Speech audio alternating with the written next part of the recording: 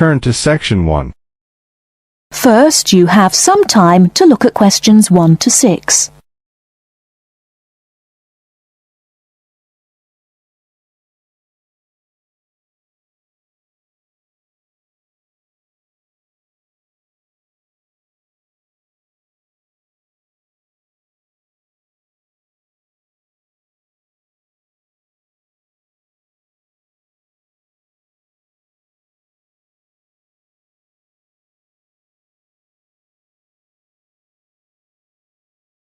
Now listen carefully and answer questions 1 to 6.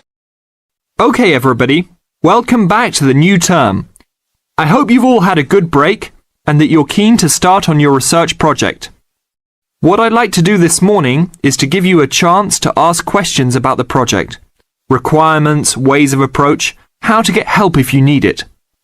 Today is informal. It may be already written on paper, but it's nice to have an opportunity to have it confirmed. So, any questions? Dr. Archer, is there a confirmed due date yet to hand it in? Yes, I can now confirm that it's 16th of July, not 15th as first advised. Okay? And what about the word limit? Well, there is some flexibility on this, but in general it's 8 to 10,000 words. Ah, I see. And you can choose your topic, anything from years 2 and 3. Yes? I still can't work out what I want to do it on. In that case, you should see your course tutor to agree on your final topic, and you should also be aware that there is special assistance available at the library on library resources if you need help on that. Can I just check on the deadlines for everything?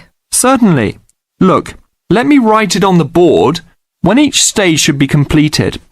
First of all, you've got to work on your basic project outline, and that's due in to your course tutor by 21st of February, which is only 2 weeks away, so you need to get cracking on that. Do we have to include a full reference list by then too? No, your reference list is due on 6th of April, which is 1 week later, so you have time to discuss this with your tutor. And when should we be doing the research?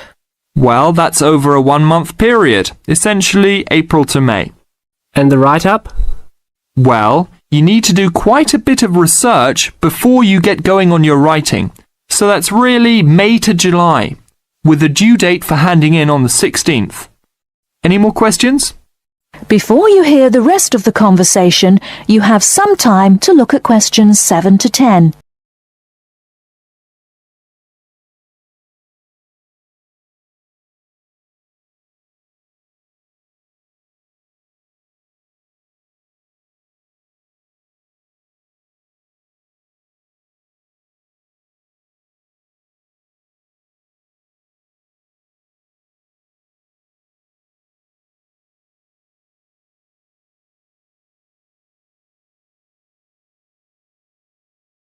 Now listen and answer questions 7 to 10.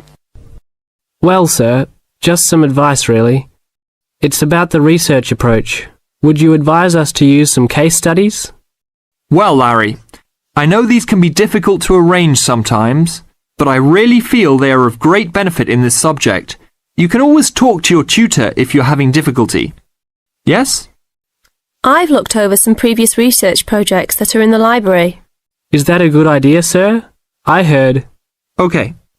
I don't think you should go through them in detail, especially at this early stage, or you might end up being influenced by them more than you realize. But yes, it really is about the best guide you can have to what's required to what's expected in this type of project. Sorry, Judy, I butted in on you. That's all right. It's just that I noticed one project was a joint one. They worked together as a pair. Is that a good idea? Yes, I remember that paper. Working in a pair can have some advantages, but to be frank, this is meant to be an individual project, so it's best to work on your own. About using subjects, is it okay if we use family members? Your own relatives? I don't see why not. They probably offer some advantages in terms of availability, although you need to guard against possible effects on your research outcomes. So, you can if you want. Perhaps you should discuss this with your tutor if you plan to use relatives, so you can approach it in the best way. Okay, thanks. Okay then, Well, I hope we've been able to sort out a few things. You're welcome to see me at any time or drop me a note if you have any more queries. Fine, thanks. That is the end of part 1. You now have half a minute to check your answers.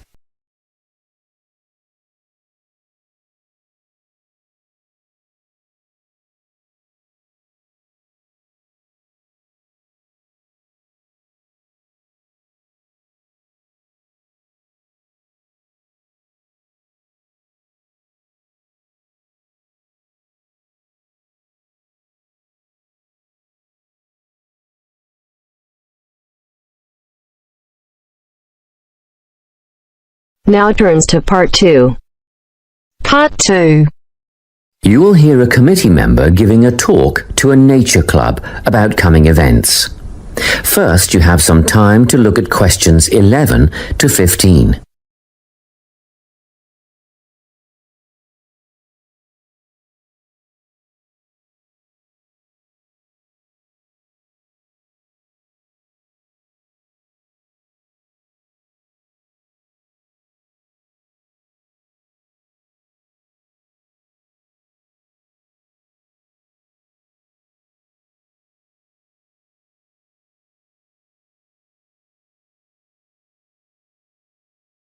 Listen carefully and answer questions 11 to 15. Hi everyone, it's good to see such a big turnout at our Nature Club session for June. Just before we start this evening's workshop, I'd like to draw your attention to what we have in store for you in the second half of the year. First of all, the guided bushwalk. This is always a favourite. Starting out on the Springvale Plateau and continuing down into a section of the State Conservation Area. Last year, we invited children aged 8 and over if they came with a parent, but the track has been washed out in a few places since then and it can be quite rough. So, this year we considered restricting it to adults only. However, on reconsideration, the committee has now decided to recommend it for all bushwalkers who are over the age of 12. Another very popular option is the bird observation walk. We'll be searching for both migratory and native birds as we walk through tidal marshlands and mangroves, and you can expect to get your feet uncomfortably wet and muddy if you don't wear rubber boots. These are a must. The leader will have a strong pair of binoculars, so we'll rely on her to name the species for us. And we've ordered some bird identification books that you may wish to purchase at a later date. From the bush to the swamp and now to the sand dunes.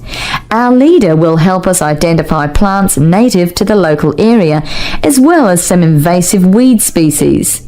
We'll be asking for volunteers to help pull out the weeds where possible, so a pair of sturdy gardening gloves is essential. Spades and other tools will be provided. It could get very hot and you'll need water, plenty of it, but a local business owner is willing to provide bottled water free of charge.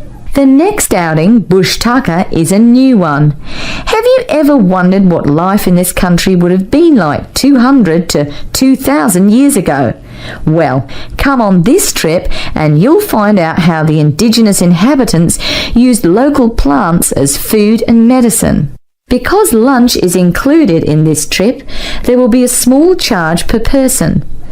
We had originally thought $7 would cover the basics, sausages and bread followed by tea and coffee, but then we thought a few different cuts of meat and salad would be nice, and that brought the price up to $12 a head. At one stage we even contemplated including seafood, but that would have been a bit too expensive. Around $15, so meat and salad it is. We expect this to be a popular event, so we'll need advance bookings to organise the catering. Please let us know your intentions by the 10th of November, and be aware that we'll require prepayment by the 15th of November. You can still change your mind and get a refund up to the 25th of November, but after that date, if you pull out, you'll forfeit the money paid. Before you hear the rest of the talk, you have some time to look at questions 16 to 20.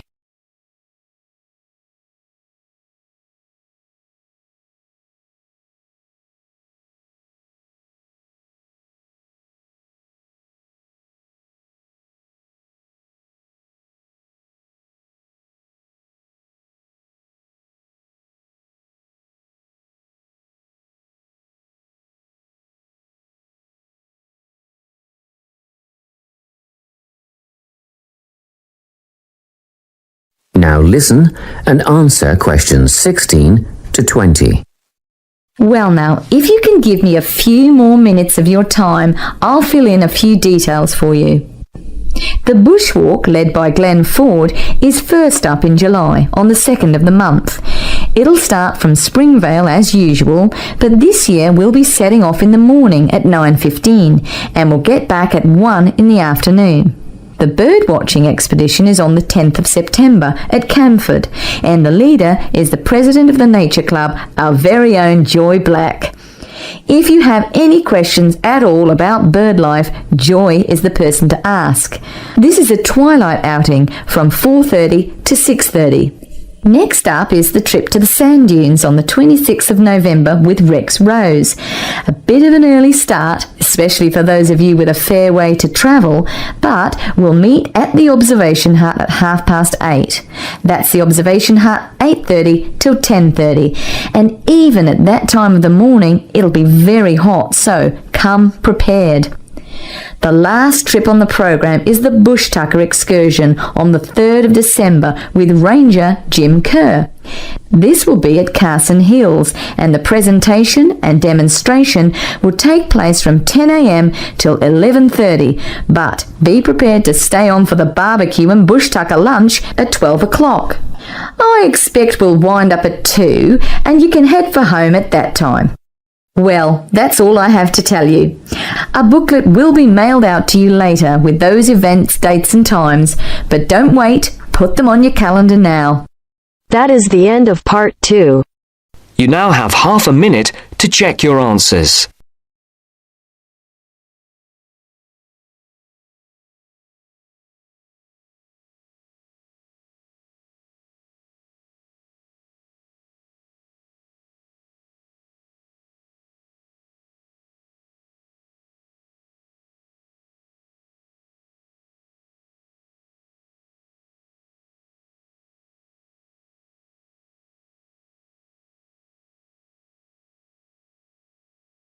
Now turns to part 3.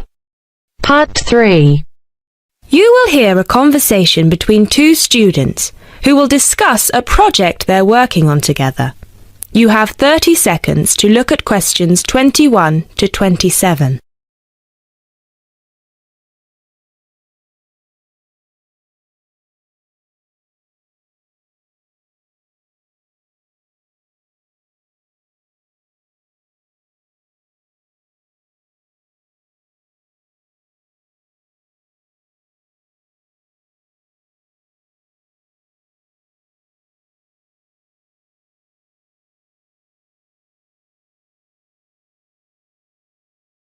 Now listen carefully and answer questions 21 to 27. Hey Jess, glad you could make it. We've got a lot to discuss. Hi Matt. Yes, sorry I'm a bit late. I did bring all my notes with me. Yes, me too. Where shall we start? Well, I think it would be a good idea to clarify our objectives just one more time. Yes, good idea. Okay, here we are. We need to record, photograph, and identify the plant species in 10 1-square-meter plots. Does it say anything about where these plots should be and how they should be laid out? Ah, here it is. It says that all the plots need to be no more than 10 meters apart. And how do we choose them? Ah, this is the fun part. I remember this. Here we are. Make a 1-meter square frame using bamboo sticks available from the department stores. Yes, we've already done that. I know, I'm just reading the whole section. Okay. One person stands roughly in the middle of the chosen area and throws the frame. The other person uses a tape to mark out the square where the frame landed and returns frame to thrower. The thrower then turns a few degrees on the spot and throws again. The thrower must turn slightly after each throw and vary the force of the throw until after the 10th throw they are pointing in almost the same direction as the first. That sounds a bit complicated. That's only because it's all in writing. It's just a simple throw, turn, throw, turn, throw, turn until we have 10 squares. And I guess you want to do the throwing. Well, if you don't mind. I'm sure you'll be more accurate at marking the squares. Yes, I am sure I am, and I'm sure you've got a stronger throwing arm. You now have 30 seconds to look at questions 28 to 30.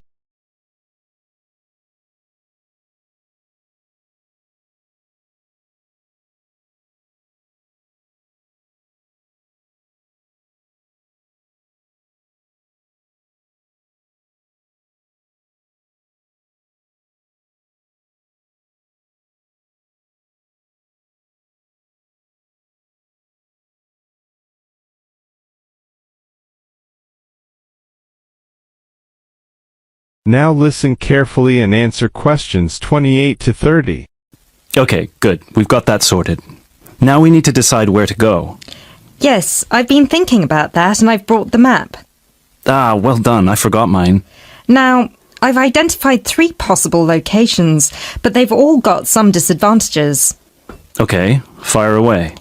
Well, the area around this lowland marsh could be interesting. There'll be a lot of interesting water plants here. Looks good, but what's the problem? Mainly that it's already a designated nature reserve, and I think there's already been a lot of research done here. Ah, I see. Well, I'd rather do something that's new and can be useful. I agree. That's why I identified this area further west. See, here, behind the beach. Oh yes, I see. That area there, where it's flat, but quite high. Exactly. If you look a bit further inland, you'll see that there are hills which will protect that area from strong north winds. I see. Excellent. But what's the problem? Just that it may not be very interesting. We know that the geology there is not conducive to a wide variety of plants. I agree. So what's your last idea? Well, I think this one is a bit of a winner, although I did want to show you the other 2. Look up here, on the north coast. Where? See this bay? Well, I know that there's been quite a lot of studies done here, but a bit further to the east, behind this headland. No one has ever looked at that. Well, I certainly couldn't see any studies. That is interesting. And the plant life could be a bit different because of the shelter from the wind the headland provides. Exactly. Brilliant, Jessica. That's a great idea. We'll go there. Thanks. Now all we have to decide is when is a good time. That is the end of part 3. You now have half a minute to check your answers.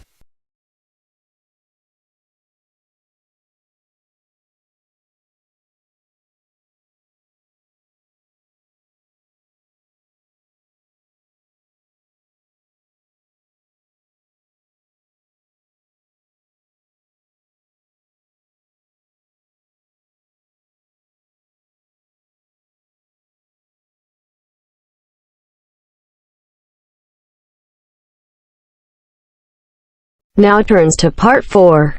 Part 4. This is Jane Frost with this morning's edition of Wake Up with Frost. First, you have some time to look at questions 31 to 40.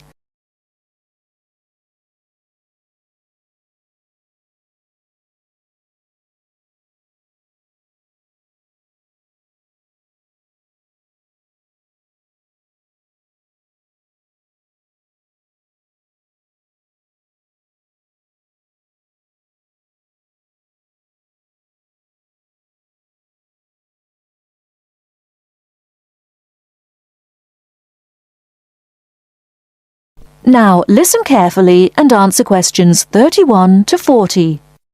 Good morning. This is Jane Frost with this morning's edition of Wake Up with Frost. As you all know, for the last week we've been running a survey trying to find out what you, the listeners, think is the greatest invention of the last 200 years.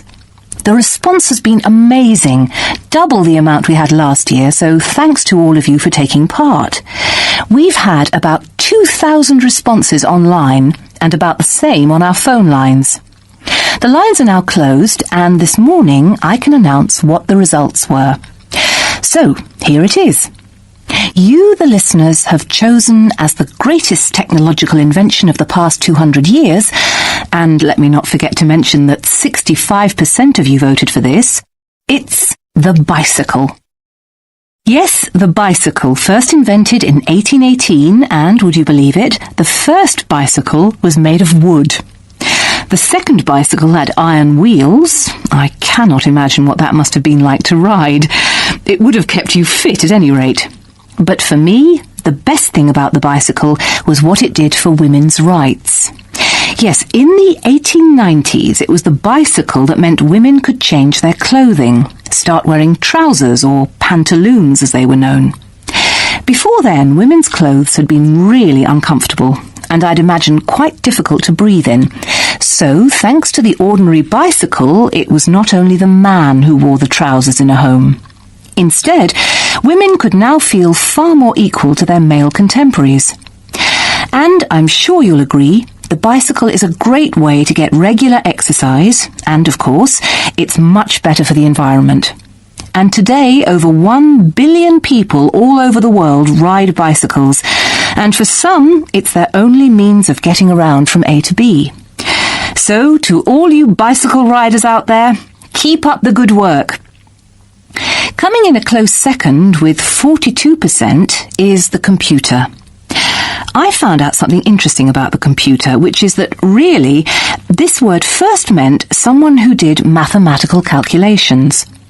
Of course, today, with the development of the personal computer, computers are being used for everything from home use to business and even digital photography. I don't know about you, but I can't imagine life without a computer now. I guess closely related to the computer is the internet, and this got 12% of your votes. Maybe, like myself, many of you might think of the internet as being the World Wide Web, but actually the web is only one part of the internet. The internet began as part of the United States military network, but it later began to be used by businesses and academic institutions. Of course, today, the internet has so many uses. We use it for shopping online and entertainment, as well as to find information and send emails. But sadly, there is a darker side to the internet, and some of you have sent me emails about this. Finally, with 5% of your votes, is the radio.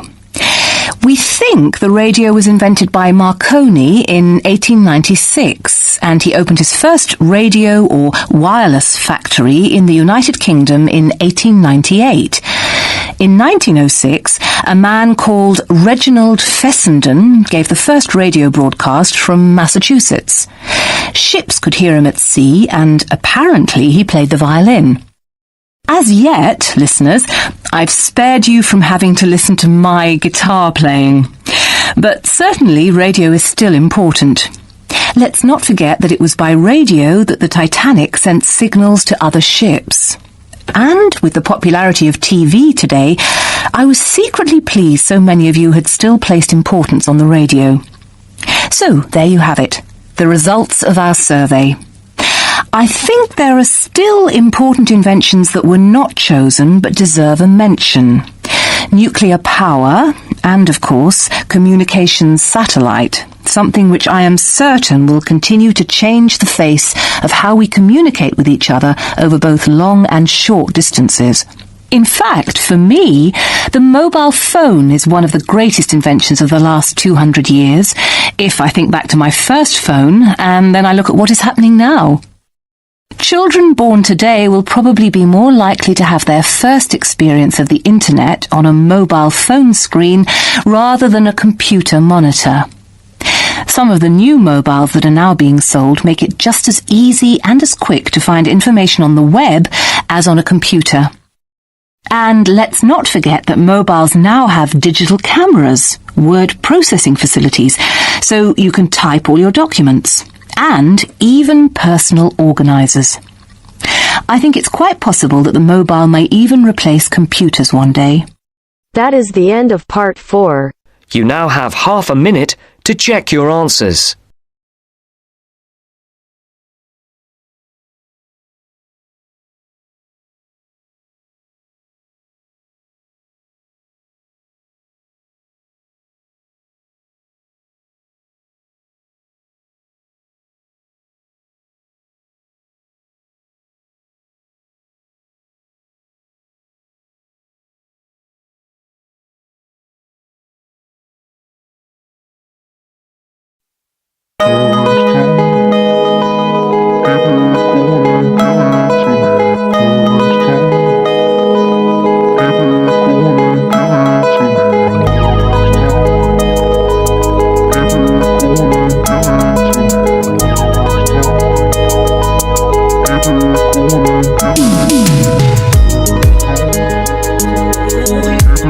Give it to me.